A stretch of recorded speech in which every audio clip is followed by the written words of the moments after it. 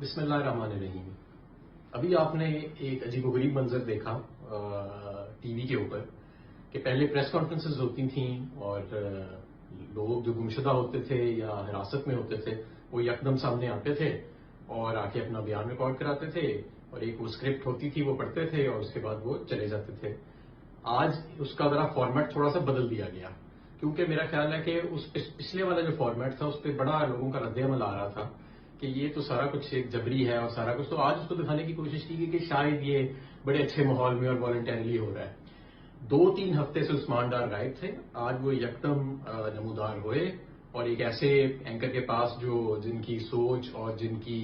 Inclination ہے وہ آپ کو پتہ ہی ہے کہ عمران خان صاحب کے بارے میں کیا ہے،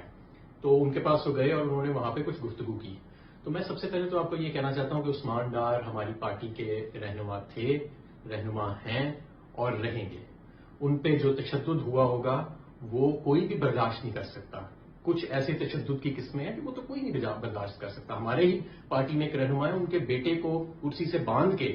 ان کے بیٹے کی بات کرائی گئی اپنے والد سے کہ انہیں کہو کہ پریس کانفرنس کرے، اور اس وقت اس بیچارے پہ تشدد ہو رہا تھا۔ تو اس طرح کے بھی واقعات ہیں۔ آپ نے عمران ریاض خان کی حالت دیکھی کہ کس حالت میں ان کو لٹایا گیا۔ تو آپ اس لیے یہ بالکل عثمان ڈار جو ہے اس کو جج کرنے کی ضرورت نہیں ہے۔ عثمان ڈار جو ہیں وہ ہماری پارٹی کے لیڈر ہیں اور ان کی بڑی قربانیاں ہیں اور انشاءاللہ تعالیٰ رہیں گی۔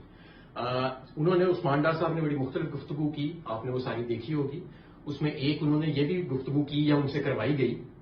کہ جی پارٹی جو ہے جی اس میں 2 حصے ہیں، ایک ذرا وہ لوگ ہیں جو ایکسٹریم پہ ہیں، اور جیسے مراد سعید اعظم سواتی، حماد اظہر وغیرہ وغیرہ، انہوں نے 4-5 نام لیے، اور دوسری طرف کچھ اور نام لیے۔ میں سب سے پہلے آپ کو یہ بتانا چاہتا ہوں کہ اگر تم، کیونکہ مجھے تو انہوں نے شامل کیا نا کہ ان میں کہ جو ذرا ایکسٹریم ویو رکھتے ہیں، تو پھر مجھے تو پھر توقع کی جانی چاہیے کہ مجھے تو سب چیزیں معلوم ہوں گی۔ میں آپ کو حلفاً کہتا ہوں کہ عمران خان نے کبھی میرے سامنے کسی فوجی تنصیبات یا پرائیویٹ پراپرٹی یا پبلک پراپرٹی حملے کرنے کی نہ کبھی گفتگو کی، نہ کبھی کوئی مائنڈ سیٹ ایسا اپنا دکھایا، نہ کبھی انہوں نے ہمیں یہ بات کی، نہ ہی کبھی میں نے کسی قسم کی پلاننگ دیکھی۔ یہ بالکل ایک بہت ہی غیر ذمہ دارانہ بیانیہ ہے جس کو انہوں نے بنانے کی کوشش کی ہے،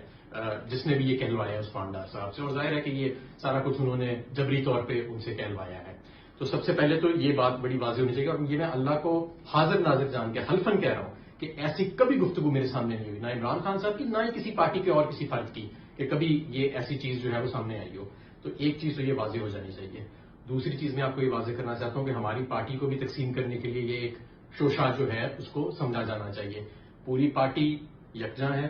پوری پارٹی جو ہے وہ ایک نئے پاکستان کے لیے، اور ایک ایسے پاکستان جہاں پہ آئین کی اور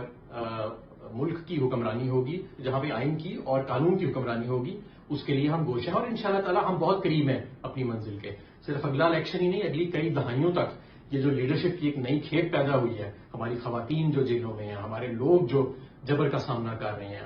گمشدہ جو لوگ ہیں، جو جبری طور پہ جن کو گمشدہ کیا گیا ہے، جو قید میں لوگ ہیں، یہ سب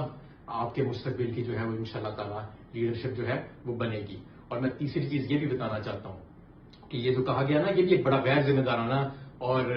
عجیب و غریب سا بیانیہ کہ جی ریاست بیانیہ مخالف عمران خان مائنڈ سیٹ بنا رہا تھا یا ان کے کوئی ساتھی بنا رہے تھے۔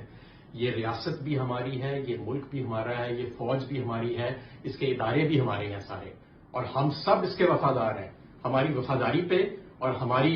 کسی قسم کی ایسی آپ غیر ذمہ دارانہ قسم کی گفتگو نہ کریں یا لوگوں سے کروائیں کہ جی یہ ریاست بیانیہ خلاف بیانیہ بنانے کی کوشش کی جا رہی تھی۔ انشاءاللہ تعالی پاکستان تحریک انصاف بھی سرخرو ہوئے گی، عمران خان بھی سرخرو ہوئیں گے، اور میں آخر میں دوبارہ آپ کو بتانا چاہتا ہوں، عثمان ڈار کے ساتھ ظلم ہوا ہے، عثمان ڈار کے ساتھ جبری تشدد ہوا ہے جو کوئی بھی برداشت نہیں کر سکتا۔ ہو سکتا ہے میں بھی نہ برداشت کر سکوں جس کرب سے وہ گزرا ہوگا، کیا کیا اللہ بہتر جانتا ہے کہ اس بیچارے کے اوپر پچھلے 2-3 ہفتے میں قیامت گزری ہوگی، اور کیا کیا قیامت ان کے گھر والوں پہ گزری ہوگی۔ آپ نے ان کی والدہ کا بھی بیان دیکھ لیا، انہوں نے بھی واضح طور پہ کہا کہ یہ گن پوائنٹ کے اوپر جو سارا کچھ کرایا جا رہا ہے، اور وہ خود الیکشن لڑیں گی، انشاءاللہ تعالی وہ بھی الیکشن لڑیں گی، عثمان ڈار بھی الیکشن لڑے گا۔ پاکستان زندہ باد۔